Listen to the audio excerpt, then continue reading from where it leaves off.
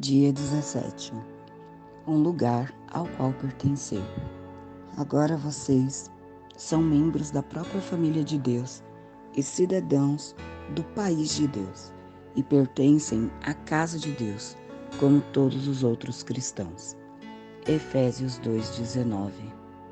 A família de Deus é a igreja do Deus vivo, a coluna e o fundamento da verdade. 1 Timóteo 3:15b. Você é chamado para pertencer, não somente para crer. Mesmo no perfeito e imaculado ambiente do Éden, Deus disse: não é bom que o homem esteja só. Gênesis 2:18. Fomos criados para a vida em comunidade, moldados para o companheirismo e formados para a família. E nenhum de nós pode cumprir os propósitos de Deus sozinho e sem ajuda. A Bíblia não apresenta nenhum santo solitário ou eremita espiritual, ou seja, um crente que vivesse isolado dos outros fiéis, privado de companhia. A Bíblia diz que fomos ajuntados, reunidos e edificados juntos, tornados membros juntos, feitos herdeiros juntos, combinados, mantidos juntos, e que seremos arrebatados juntos. Você não está mais por conta própria.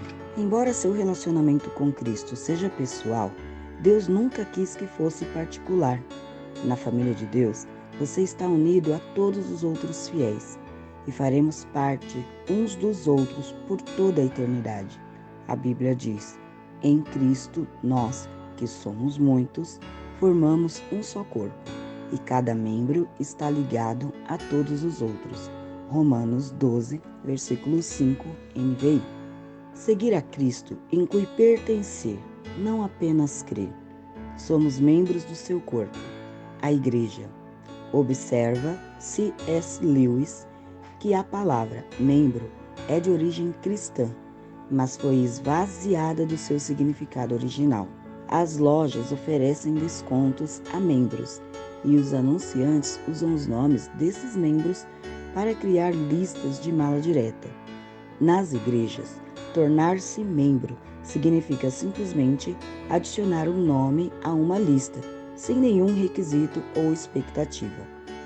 Pela perspectiva de Paulo, ser membro da igreja significava ser um órgão vital de um corpo vivo, parte indispensável e inseparável do corpo de Cristo.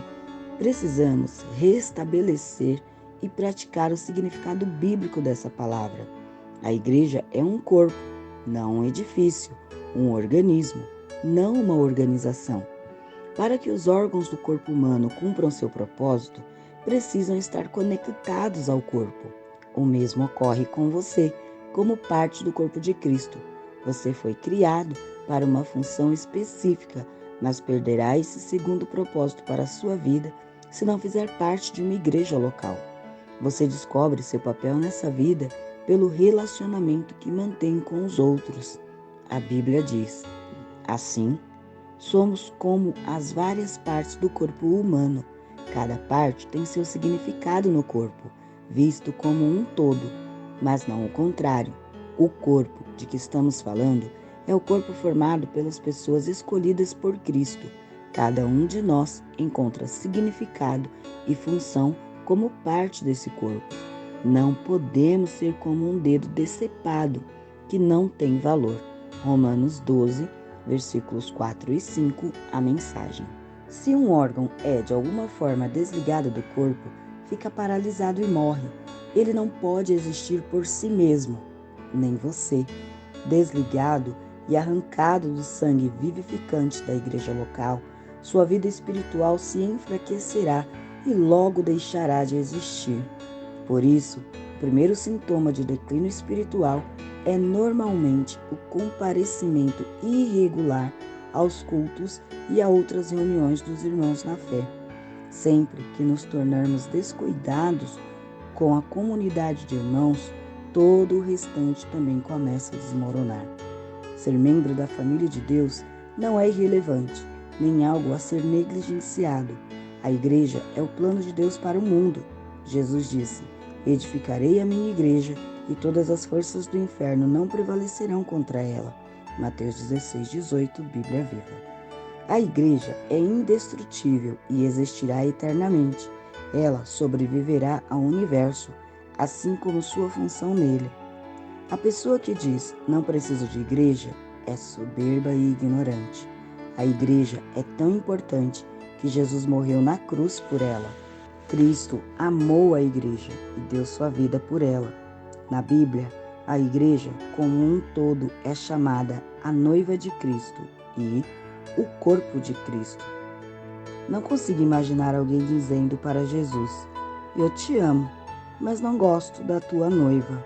Ou eu te aceito, mas rejeito o teu corpo. Mas é isso que fazemos quando desprezamos e depreciamos a igreja ou reclamamos dela. Em vez disso, Deus nos manda amar a igreja, tanto quanto Jesus a amou. A Bíblia diz: amem sua família espiritual.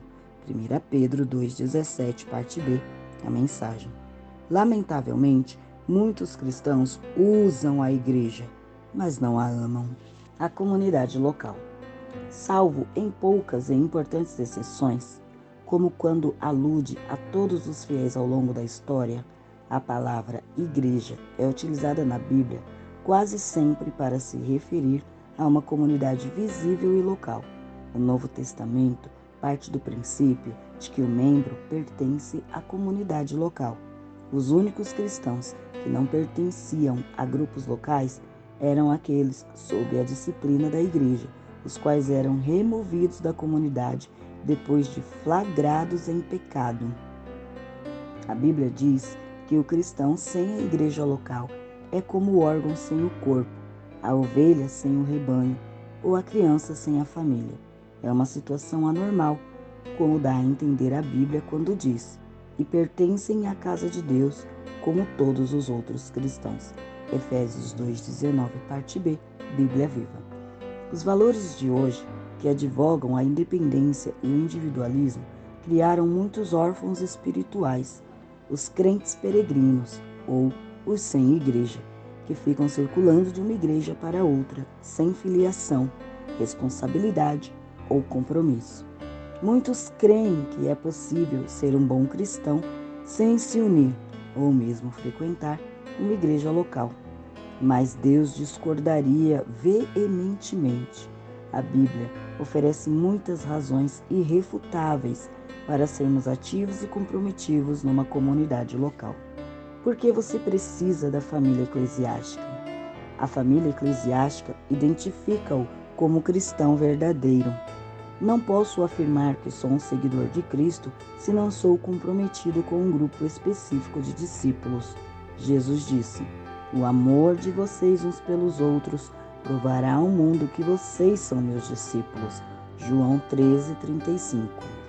Quando nos reunimos em amor, como uma família na igreja, com diferentes formações, raça e posição social, levamos ao mundo um poderoso testemunho. Você não é o corpo de Cristo isoladamente. Precisa de outros para expressar essa condição. Juntos, não separados, somos o corpo do Senhor. 1 Coríntios 12:27. A família eclesiástica retira-o do isolamento egoísta. A igreja local é a sala de aula onde você aprenderá a se relacionar com a família de Deus. É o laboratório para a prática do altruísmo e do amor compassivo. Como membro ativo, você aprende a se interessar pelos outros e a compartilhar suas experiências. Se uma parte do corpo sofre, as demais partes sofrem com ela. Ou, se uma parte é honrada, as demais compartilham desta honra. Somente pelo contato regular com fiéis comuns e imperfeitos podemos aprender o verdadeiro companheirismo e experimentar a verdade do Novo Testamento. Sermos unidos e dependentes uns dos outros. O companheirismo bíblico compreende sermos tão comprometidos uns com os outros quanto o somos com Jesus Cristo. Deus espera que entreguemos nossa vida uns pelos outros. Muitos cristãos que conhecem João 3,16 desconhecem 1 João 3,16. Nisto conhecemos o que é o amor. Jesus Cristo deu a sua vida por nós e devemos dar a nossa vida por nossos irmãos. Esse é o tipo de amor sacrificial que Deus espera que você demonstre pelos outros irmãos. Uma disposição para amá-los da mesma forma que Jesus o amou. A família eclesiástica ajuda a desenvolver músculos espirituais. Você jamais chegará à maturidade apenas comparecendo aos cultos de adoração como espectador passivo. Somente a participação nas ilimitadas atividades da igreja desenvolve a musculatura espiritual. A Bíblia diz: à medida que cada parte realiza o seu trabalho em especial, ela coopera para o crescimento das outras partes, para que todo o corpo esteja saudável, crescendo e cheio de amor. Efésios 4,16, parte B, NLT. As expressões uns aos outros ou uns dos outros são usadas mais de 50 vezes no Novo Testamento. Recebemos ordem para amar uns aos outros, orar uns pelos outros, incentivar uns aos outros, admoestar uns aos outros, saudar uns aos outros, servir uns aos outros, ensinar uns aos outros, aceitar uns aos outros, honrar uns aos outros, carregar os fardos uns dos outros, perdoar uns aos outros, submeter-nos uns aos outros e sermos dedicados uns aos outros, além de muitas outras obrigações mútuas. Isso é ser membro do ponto de vista bíblico. Essas são as responsabilidades familiares que Deus espera que você cumpra na comunidade local, com quem você vem agindo dessa forma. Pode parecer mais fácil ser santo quando não há ninguém mais por perto para frustrar suas preferências, mas essa é uma santidade falsa que não foi posta à prova. O isolamento é deliberadamente enganoso. É fácil nos enganarmos, pensando sermos maduros quando não há ninguém para nos contestar. A verdadeira maturidade manifesta-se nos relacionamentos. Precisamos mais que da Bíblia para crescer. Precisamos de outros irmãos. Crescemos mais fortes e mais rapidamente, aprendendo uns com os outros e sendo responsáveis uns pelos outros. Quando os outros compartilham o que Deus está lhes ensinando, também aprendemos a crescer. O corpo de Cristo precisa de você. Deus tem uma função específica para você na família cristã. Isso se chama ministério e o Senhor lhe concedeu talentos para essa missão. Um dom espiritual é dado a cada um de nós, visando ajudar toda a igreja. 1 Coríntios 12, 7. A comunidade local é o lugar planejado por Deus para que você descubra, desenvolva e utilize seus talentos. Você até pode ter um ministério mais abrangente, mas será algo adicional a seu serviço no corpo local. Jesus não prometeu edificar seu ministério, prometeu edificar a igreja dele. Você participará na missão de Cristo no mundo. Enquanto Jesus andou entre os homens, Deus trabalhou por meio do corpo físico de Cristo. Nos dias de hoje, usa o corpo espiritual de seu Filho. A igreja é um instrumento do Senhor neste mundo. Não devemos apenas ser exemplo do amor de Deus, amando-nos uns aos outros. Devemos também transmiti-lo em conjunto ao restante do mundo. Esse é um privilégio maravilhoso concedido a todos nós, como membros do corpo de Cristo. Nós somos suas mãos, seus pés, seus olhos e seu coração. Ele realiza sua obra no mundo por meio de nós, e cada um tem uma contribuição a dar. Paulo afirma: Ele criou cada um de nós por meio de Cristo Jesus, e a Ele nos unimos nessa obra grandiosa. A sua obra que Ele deseja que executemos e que faremos bem em realizar. Efésios 2:10, a mensagem. A família eclesiástica irá impedi-lo de retroceder. Nenhum de nós está imune à tentação. Nas circunstâncias apropriadas, você e eu somos capazes de cometer qualquer pecado. Deus sabe disso, então nos atribuiu individualmente a responsabilidade de mantermos uns aos outros no caminho certo. A Bíblia diz: encorajem-se uns aos outros todos os dias, de modo que nenhum de vocês seja endurecido pelo engano do pecado. Hebreus 3, 13, NVI. Não é da sua conta, não é uma frase cristã.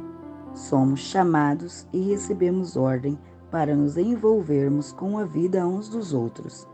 Se você conhece alguém que se mostra espiritualmente inconstante nesse exato momento, é sua responsabilidade procurá-lo e trazê-lo de volta à comunhão.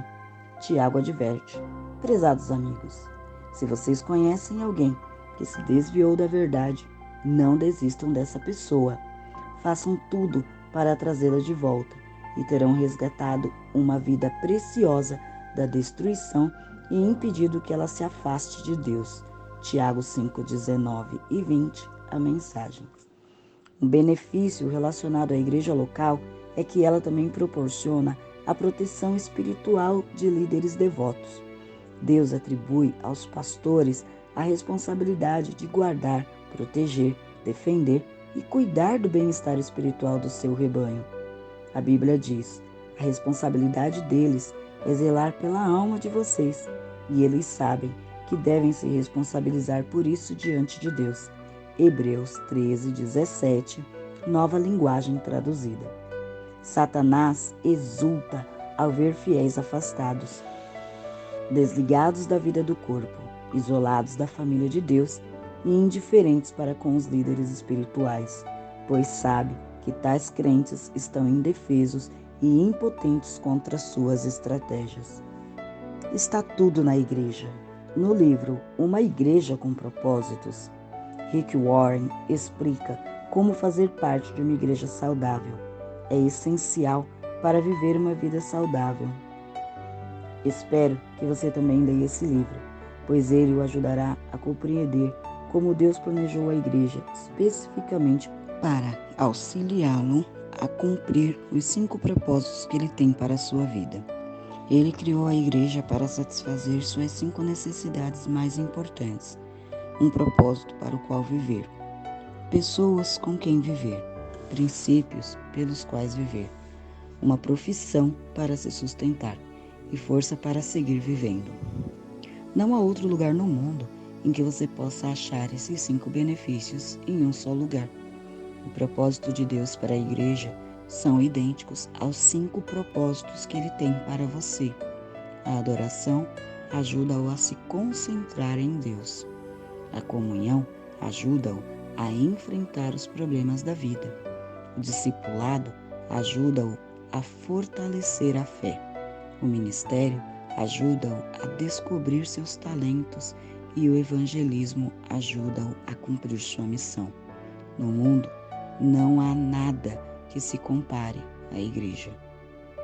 Sua escolha. Sempre que uma criança nasce, torna-se automaticamente parte da família universal dos seres humanos. Mas essa criança também se torna membro de uma família específica, onde será nutrida, cuidada e crescerá forte e saudável. O mesmo ocorre do ponto de vista espiritual. Quando você nasce de novo, torna-se automaticamente parte da família universal de Deus, mas também precisa se tornar membro de uma versão local da família de Deus. A diferença entre frequentar uma igreja e ser membro dela está no comprometimento. Os frequentadores são espectadores que ficam à parte. Os membros envolvem-se no ministério. Os frequentadores consomem. Os membros contribuem. Os frequentadores querem os benefícios que a igreja propicia, sem participar das responsabilidades. São como casais que querem viver juntos, sem o compromisso do casamento. Por que é importante filiar-se a uma igreja local? Porque isso prova que você está de fato comprometido com irmãos e irmãs espirituais, não somente na teoria. Deus quer que você ame pessoas reais, não pessoas ideais. Você pode passar a vida inteira buscando a igreja perfeita, mas jamais a encontrará. Você foi chamado para amar pecadores imperfeitos, assim como Jesus fez. No livro de Atos, os cristãos de Jerusalém eram bem específicos em seu compromisso uns com os outros. Eram dedicados à comunidade. A Bíblia diz: eles se dedicavam ao ensino dos apóstolos e à comunhão, ao partir do pão e às orações. Atos 2:42 NVI. Hoje, Deus espera que você se comprometa com as mesmas coisas. A vida cristã é mais que apenas um compromisso com Cristo. Inclui o compromisso com os outros cristãos. Os cristãos da Macedônia compreenderam isso, como Paulo relata.